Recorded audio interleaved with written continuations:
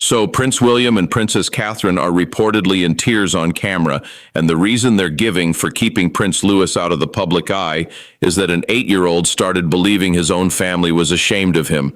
Not because of a health scare, not because of a security threat, not because of some complicated royal protocol, but because the silence itself got so loud that a little kid filled in the blanks with the worst possible answer. That's the core of this story.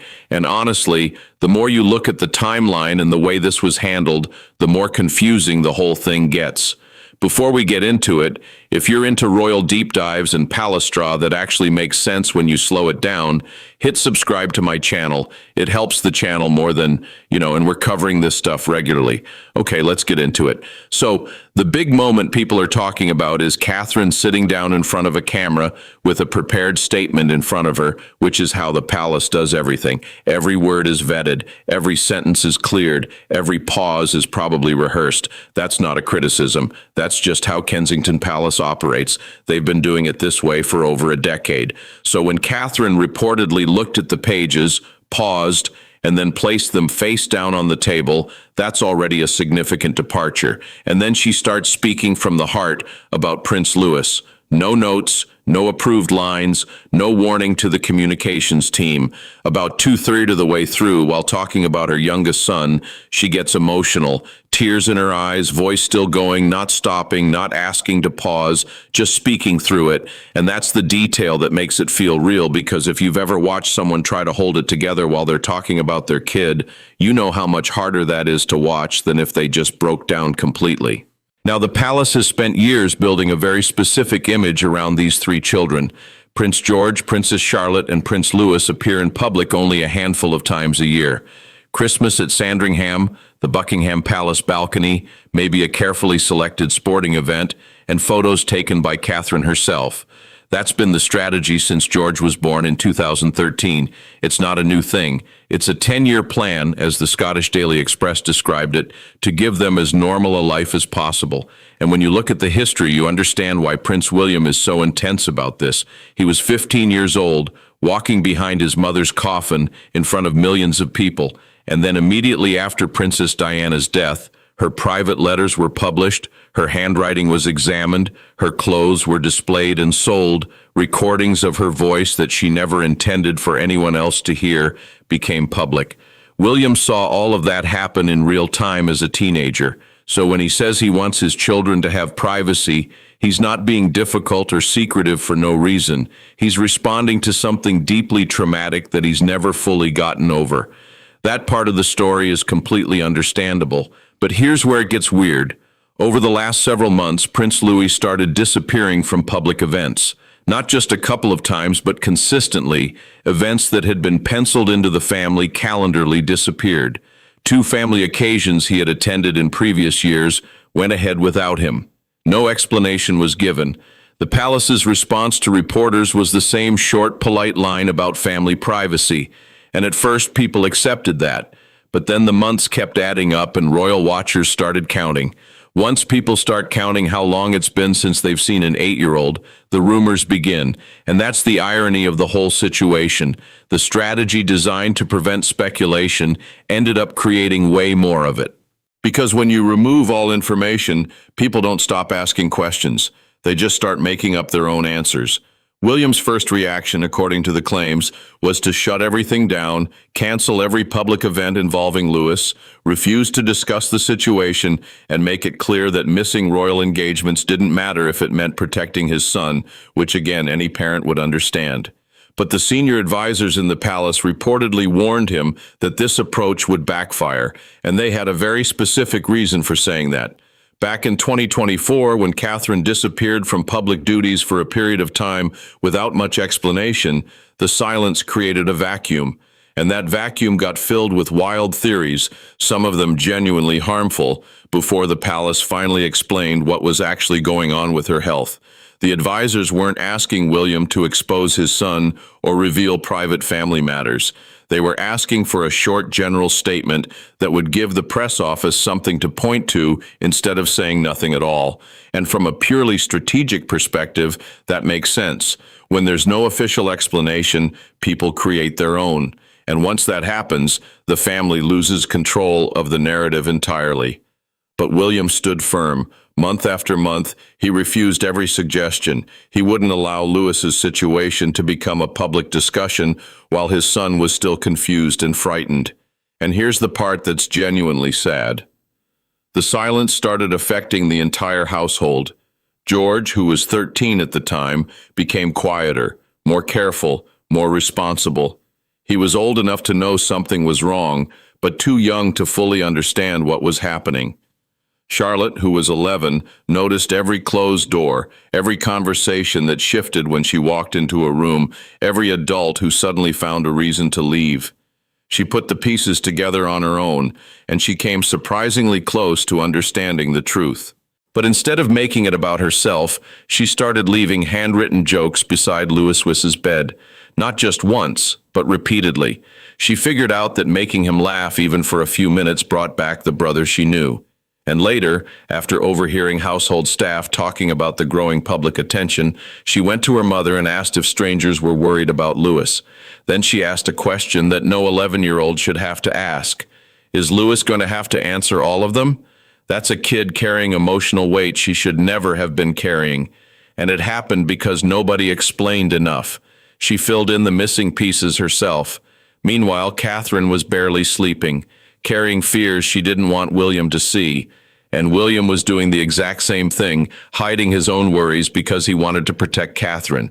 Neither of them realized they had both stopped talking honestly about how they truly felt.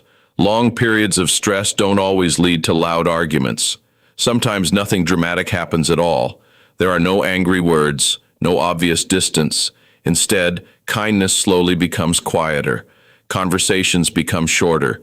Feelings stay hidden. Before long, they were living under the same roof while quietly carrying separate burdens. And right in the middle of all this was 8-year-old Louis, who was far too young to understand how the royal institution worked, but old enough to notice when something felt different. Anyone who has watched the royal family over the past 6 years knows what Louis is like. He's the kid who brings life into every quiet room. He struggles to sit still during ceremonies. He pulls funny faces. He asks endless questions. He fills every moment with energy. His playful expressions have ended up on newspaper front pages, looking like they would have made his late great-grandmother raise an eyebrow. But then everything changed. As the youngest of the 3 children, Louise was never expected to carry the same weight as George or Charlotte. People talked about George's future. They discussed Charlotte's role. But Louise was simply allowed to enjoy being a child. That was one of the kindest decisions his parents ever made. But it also meant nobody had prepared him for what was about to happen. One day he simply stopped going to places. No one fully explained why. What he noticed wasn't a meeting or a difficult conversation. It was something much quieter. The house became quieter. The adults lowered their voices. The atmosphere changed. Little by little, even Louise could feel that something wasn't right, and that growing silence led to the night when everything finally came to the surface. It happened after the children had gone to bed, and it was a private conversation between William and Catherine. Catherine had written her own statement by hand over several sessions on sheets of paper. She placed those pages on the table in front of William and asked him to read them. Right beside her handwritten pages was the palace's official draft. And this is where the story gets really interesting. A palace-approved statement is carefully written by royal advisors before it's released to the public. Every word is chosen with great care. The goal is to say just enough without creating new questions or starting fresh headlines. But Catherine felt something was missing to her. Those carefully written words felt empty. They talked about the situation without admitting how frightening it had really been. They spoke about things getting better but never explained what the family had actually gone through. The statement sounded safe, but it did not sound real, and that was the part she simply could not accept. William read the first line of Catherine's version. Before he even reached the second line, he shook his head. He reminded her that once a message is made public, it never truly disappears. It can be shared again and again, picked apart and quoted for years. He asked if she was ready to see people who had never even met Louis talking about him for the rest of his life. As he spoke, his voice became louder, but halfway through his sentence he suddenly stopped. That was the moment they both realized something. The anger they were hearing was not really anger at all. It was fear hiding behind strong words. Even so, Catherine refused to back down. And this is where the whole conversation took an unexpected turn. She quietly told William that Louise had started believing he was being kept away from the public because his family was ashamed of him. Think about that for a second. Not because he was sick, not because anything was wrong with him, but because at just 8 years old, he had noticed that he was always the one who stayed behind. He saw everyone else going out while he remained at home. No one explained why. Whenever he walked into a room, conversations suddenly changed. People became quieter. Like many children would, he filled in the missing pieces himself. A child who is never given an answer will usually create one. The answer Louis created was heartbreaking. He convinced himself that he was the problem that was the painful result of years of trying to protect him. The very plan meant to keep him safe had slowly made him question his own worth. Catherine then pushed the palace's official draft across the table. She told William there was nothing in those carefully chosen words that sounded anything like the little boy they had nearly watched lose confidence in himself. And that was not all. She pointed out that George and Charlotte had also been affected. George had started paying attention to every closed door in the house. Charlotte had learned to lower her voice whenever Louis was mentioned. She had even begun leaving little jokes on his bed because she had figured out by herself that making him laugh helped bring back the happy brother she knew. So that night, William and Catherine finally reached an important turning point together. Catherine would speak out, but only to a certain point. She had no intention of sharing every private detail of what their family had been through. At the same time, she was no longer willing to pretend that the past several months had been easy, and that is when everything started to change. Even after they agreed on what they wanted to say, there was still one person who had the power to stop the entire statement. Ironically, he was also the one person in the family who truly understood what they were going through. That person was King Charles. Later that evening, Charles received the draft after one of his regular briefings. Before reading it, he quietly asked everyone else to leave the room. Then he sat alone and carefully read every page. When he finished, he went back and read it all over again. But then something caught his attention. He reached the line that talked about a child confusing privacy with shame.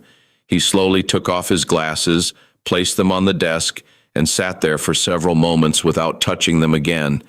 There was a reason that sentence affected him so deeply. Charles had spent his entire life inside a royal system that teaches people to hide their feelings before they are even old enough to understand what that kind of silence can cost. He learned that lesson as a child. Later, he passed the same lesson on to his own sons.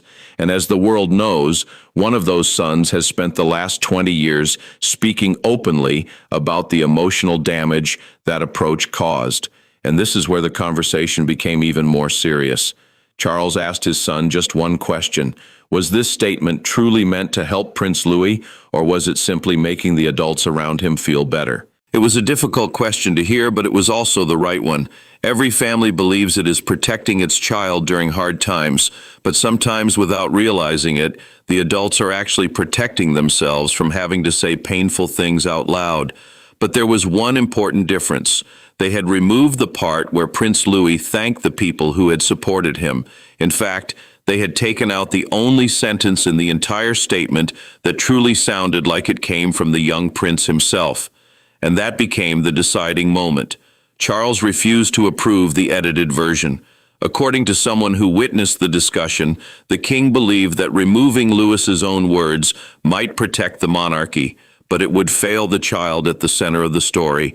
And that's really the whole thing in one sentence. The entire system, all the advisors, all the carefully worded statements, all the 10-year plans and media strategies, they were designed to protect the monarchy. But somewhere along the way, protecting the monarchy and protecting the child became two different things. The silence that was supposed to keep Louis safe ended up making him feel isolated. The privacy that was supposed to shield him from public scrutiny ended up making him question whether he was loved.